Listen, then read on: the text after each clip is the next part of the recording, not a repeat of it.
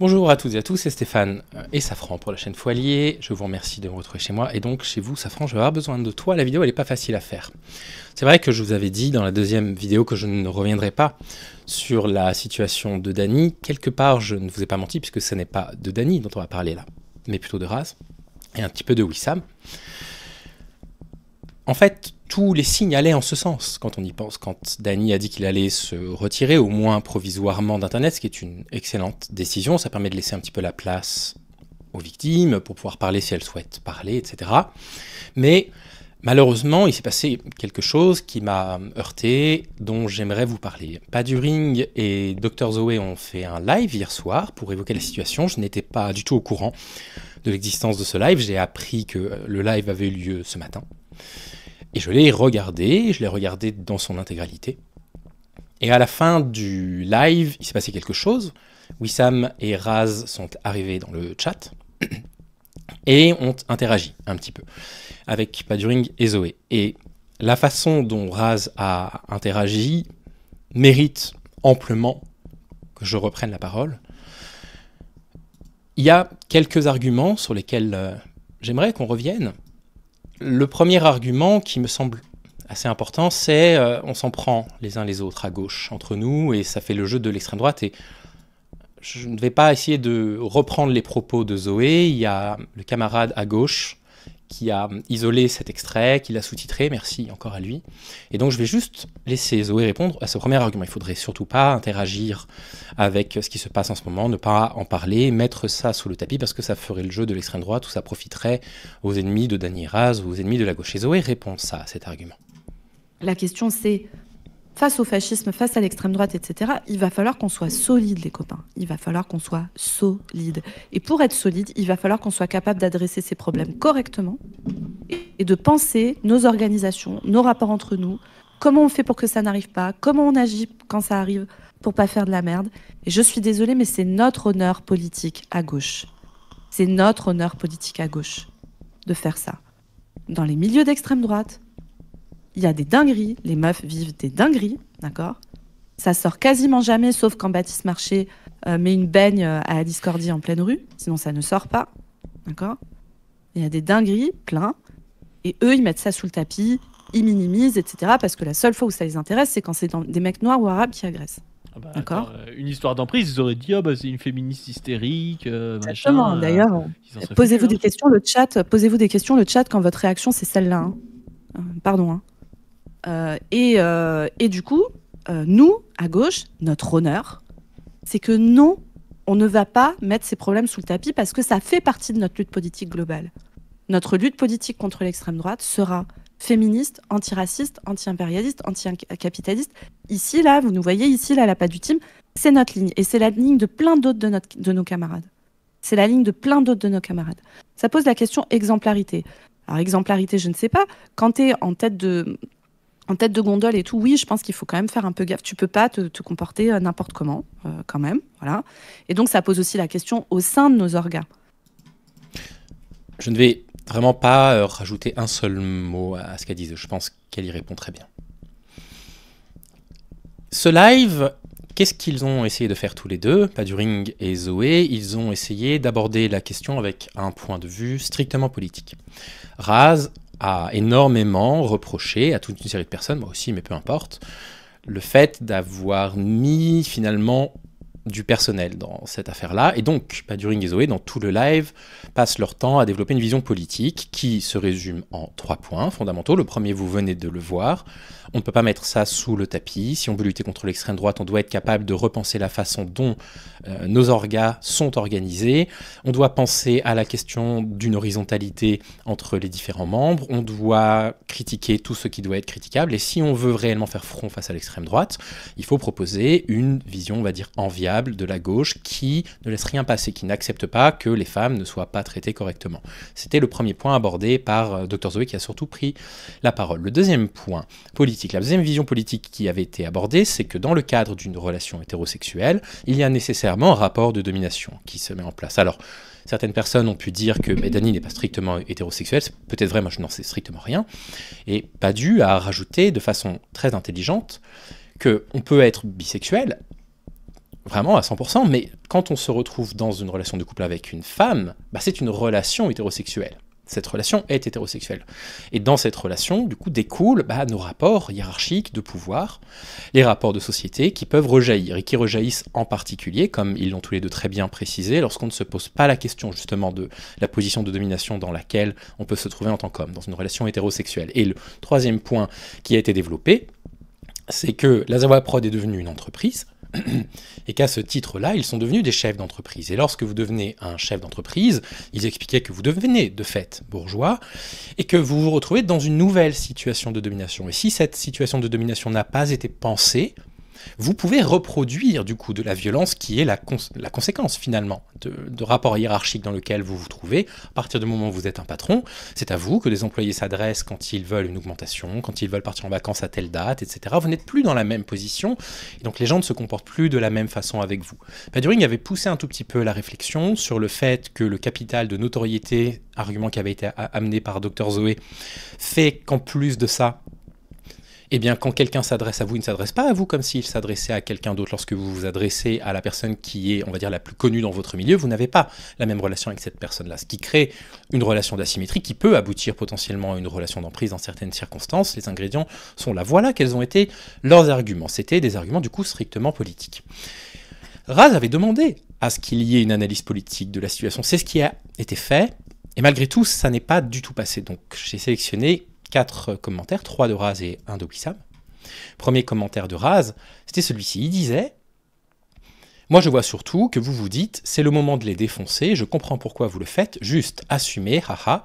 T'as jamais fait ton anti-Zawa en mode, c'est une boîte capitaliste, c'est nouveau. » Mais de fait, s'il n'y a pas, je ne sais pas, si on n'apprend pas de choses qui pourraient relever justement d'une domination structurelle, là en l'occurrence potentiellement capitaliste, je ne sais pas, en l'occurrence là ça n'avait pas eu lieu dans le cadre de l'entreprise, mais c'est tout à fait normal que du coup la question se pose à ce moment-là, et ensuite accuser d'avoir juste voulu attendre le moment pour les défoncer, ça positionne de nouveau, du coup, la Zawa Prod dans la position de la victime. Et c'est ce qu'on appelle un Darvo. Alors, Dr Zoé évoque le Darvo dans cette vidéo. Nous, on avait fait quelques vidéos entières là-dessus. Darvo, c'est un acronyme. D, c'est pour deny, c'est-à-dire qu'en fait, on nie les accusations qui nous sont portées.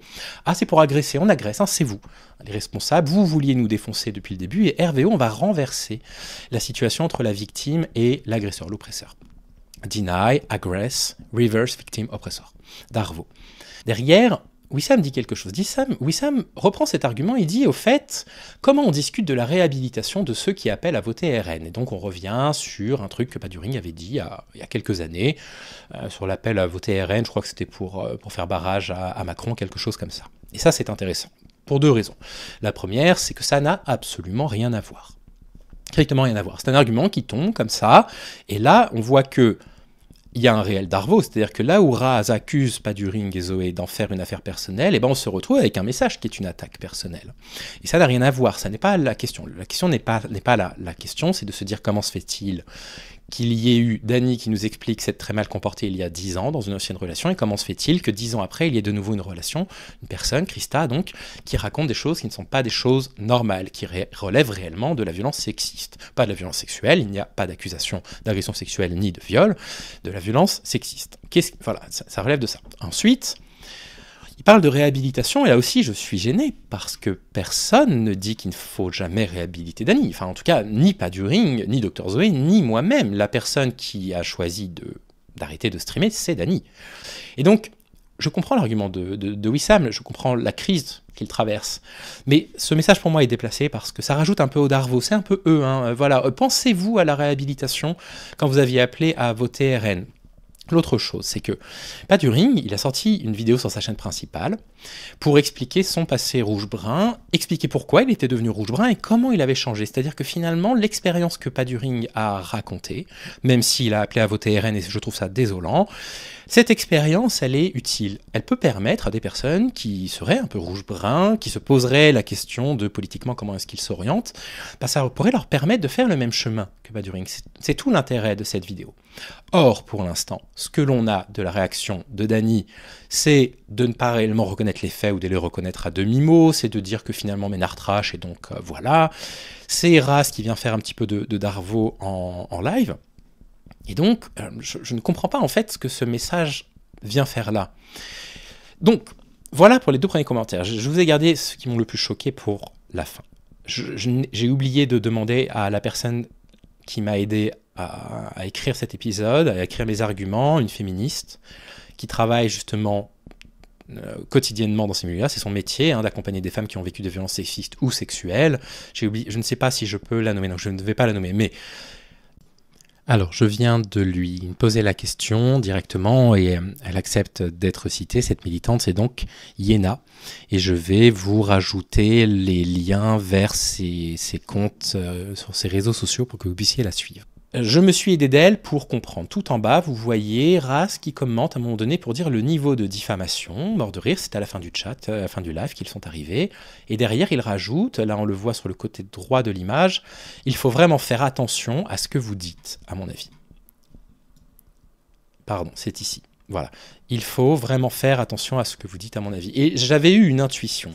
À partir du moment où ces messages ont été postés et donc lus, je m'étais aperçu dans le live que Zoé avait l'air d'un seul coup assez affectée et d'un seul coup en retrait. Elle était très à l'aise jusque-là, elle s'est retrouvée en retrait. C'était l'impression que j'en avais eue. Et donc, j'ai appelé cette amie pour lui dire, voilà, ce truc-là, voilà mon point de vue politique dessus, je vais vous le donner dans un instant. Est-ce que j'ai raison de penser ça? Et elle m'a permis de compléter mon point de vue. Je vais lui demander si je peux la citer, et si elle me dit oui, je vous mettrai son pseudo et puis le lien vers ses réseaux sociaux pour pouvoir la suivre dans les commentaires de la vidéo, mais je voudrais son accord avant, parce que voilà, on parle de Dany et Raz qui ont quand même voilà, une communauté qui est une communauté de supporters, on le voit. On voit qu'ils répètent un peu les arguments qu'ils ont entendus par Dany et Raz sans se poser la question politique justement des violences sexistes. Balancer à une femme qui a subi des traumas avec la violence masculine, Zoé ne s'en est jamais cachée, elle en a déjà parlé à plusieurs reprises, balancer cette sorte de menace de la plainte en diffamation, vous devriez faire attention à ce que vous dites, c'est une menace, à peine voilée, je veux dire, c'est même pas une menace à peine voilée, c'est une menace. En disant que, voilà, il va porter plainte, enfin, pas forcément qu'il va porter plainte, mais le niveau de diffamation pour poursuivre par, vous devriez faire attention à ce que vous dites, c'est très violent.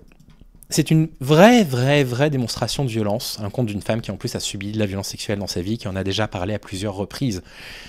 La menace du procès en diffamation, c'est quelque chose, alors là, on sort du cadre Dany et Raz, d'accord? Je ne parle plus du tout de Dany et Raz, on va prendre le cas, par exemple, Léo Grasset. Léo Grasset avait utilisé ça. Utiliser la menace de la plainte en diffamation, ça sert à quoi? Eh bien, ça sert à faire peur à une victime. Ça sert à faire en sorte qu'elle commence à se remettre en question, à se dire, mais peut-être que je ne devrais pas en parler, peut-être que j'ai mal interprété les choses, etc. C'est une forme de contrôle, c'est quelque chose qui est assez violent. Dans ce message, on voit quoi? On voit que Raz, de nouveau, fait une sorte de Darvo. Ça n'est pas Paduring et Zoé les problèmes. Le problème, ça n'est pas Zoé qui essaye d'apporter un regard très politique sur ce qui s'est passé. Le problème, c'est la succession d'événements qui ont abouti à ce qu'on parle de ce dont on parle en ce moment. Le problème, ce sont les comportements que Dany a reconnus à demi-mot. Le problème, ça n'est pas Paduring, le problème, ça n'est pas Zoé. Et donc, agiter cette menace de plainte pour diffamation. Alors, je comprends qu'ils soient en crise. Je le comprends. Ils ont des employés. Je pense qu'ils sont tout à fait sincères quand ils disent qu'ils ont peur de ne pas pouvoir continuer à payer leurs employés. Je pense qu'ils sont également très sincères tous les deux quand ils se disent on n'a pas envie que leur voix ne soit plus portée. Je le crois sincèrement. Et donc, je peux tout à fait entendre que dans l'urgence, ils réagissent mal. Le problème, c'est que cet argument de l'urgence, j'y crois de moins en moins. Autant quand ils font le live tous les deux, on sent qu'ils ne sont pas préparés. Et donc, pourquoi pas entendre qu'il y avait une sensation d'urgence. Plus le temps passe, je ne vais pas tout vous dévoiler, mais on reçoit des messages privés de personnes autour de la Zawasphère, nous tous, agressifs, insultants, déplacés, j'ai pas peur de le dire. En live, on explique que, attention, il y a peut-être de la diffamation, faites bien attention à ce que vous allez dire, faites vraiment attention à ce que vous dites, à mon avis. Cet argument de l'urgence, pour moi, finit par s'estomper. Et on va terminer sur la question de la médiation, qui est le prolongement direct de ce dont je viens de vous parler. Une médiation, ça n'est pas quelque chose qui doit être mis en place à la demande de la personne qui a été call-out. La médiation est quelque chose qui doit servir à la guérison de la personne qui décrit avoir subi les violences qu'elle décrit avoir subir. Le problème d'une médiation, c'est que pour qu'une médiation soit efficace, il faut qu'elle soit demandée par la personne qui déclare avoir été victime, et 2, que la personne qui a commis ces gestes reconnaisse totalement les gestes. Il ne faut certainement pas que ça devienne un débat sur oui, mais est-ce que tu n'as pas mal interprété ceci, cela. La médiation, oui, Safran. La médiation, ça n'est pas quelque chose qui doit servir à contrôler le narratif. Et donc, entre le live, avec les arguments un peu catastrophiques, les messages dans le chat, où Wissam détourne l'attention, où Raz renverse un petit peu la situation, le truc de oui, mais en fait, on voudrait une médiation, mais elle veut pas nous parler. Oui, bah, il faut lui foutre la paix. Hein. Si elle veut pas vous parler, la médiation doit venir d'elle. C'est pas à vous d'imposer à cette femme qui décrit des violences sexistes. C'est pas à vous de lui imposer le fait de faire une médiation. Ça doit venir d'elle. Et le fait qu'il reconnaisse finalement à demi-mot ce qu'il se passe, eh bien moi, cet argument de l'urgence, je n'y crois plus. Je n'y crois plus, et je suis assez désolé de lire ces types de messages. Et je pensais sincèrement ne pas en reparler, parce que quand Raz et Cassandre ont refait un live le lendemain de leur premier live avec Dany, je l'ai regardé, c'était pas mal, ils ont commencé à faire le rail d'une vidéo, ils sont passés sur une autre, et puis finalement ils n'ont pas trop réabordé la question, et ça m'a conforté dans l'idée que le truc était clos, voilà, on va pas revenir dessus. Les personnes qui veulent en parler, je comprends tout à fait, mais moi je ne reviendrai pas dessus. Et en fait, il se passe des choses dans nos vies privées, dont on ne va pas vous parler parce que ce serait impudique, de messages qu'on reçoit, hein, très agressifs. J'ai aussi, je tiens à le préciser, reçu un message assez agressif qui s'est suivi d'une excuse et d'une excuse aussi de ma part. Donc il y a aussi eu un truc un peu de réconciliation, mais ça, plus les messages sur le chat, ça fait beaucoup. Et donc, si Raz nous reproche d'en parler personnellement et qui nous reproche d'en parler politiquement, finalement, ce qu'il nous demande, c'est de ne pas en parler du tout. Il n'y a pas de raison. Il n'y a pas de raison que, sur ce cas-là, on n'en parle pas. Et j'ai envie de demander à Raz, tu as parlé de beaucoup d'affaires de VSS, tu as fait des réacts là-dessus. Est-ce que si ce qui est reproché à Dany avait été reproché actuellement à Paduring ou à moi, tu peux me regarder dans les yeux et me dire que tu n'en aurais jamais parlé, que tu n'aurais pas fait de réact dessus? Je ne pense pas. Voilà tout ce que j'avais à vous dire. J'avais absolument promis que ça ferait moins de 10 minutes, ça en fait 18. On s'arrête là, je suis gêné, j'ai plus envie de parler de ça, mais bon, voilà. Sur ce, prenez soin de vous, j'espère que vous allez bien. Et puis, bah voilà, ce qui se passe est une piqûre de rappel pour me rappeler, en particulier à moi, que dans les moments où je pense avoir fait du chemin, je suis capable de tenir des propos désastreux dans la première vidéo de React là, de Dany et Raz, où miraculeusement je m'exclus du problème, hein, comme si moi j'étais pas soumis à la domination masculine et comme si je reproduisais pas de la toxicité. Je suis désolé d'avoir tenu ces propos aussi lamentables, et ça montre quand même une chose, c'est que non seulement je n'ai pas fait le chemin que je pensais avoir, mais qu'en plus j'ai une certaine prétention par rapport à ça, et il va falloir aussi que moi je redescende sur terre, que je me pose quelques questions, et vous inquiétez pas, c'est tout à fait en cours. Voilà, j'ai terminé. Je vous souhaite une bonne soirée, à bientôt.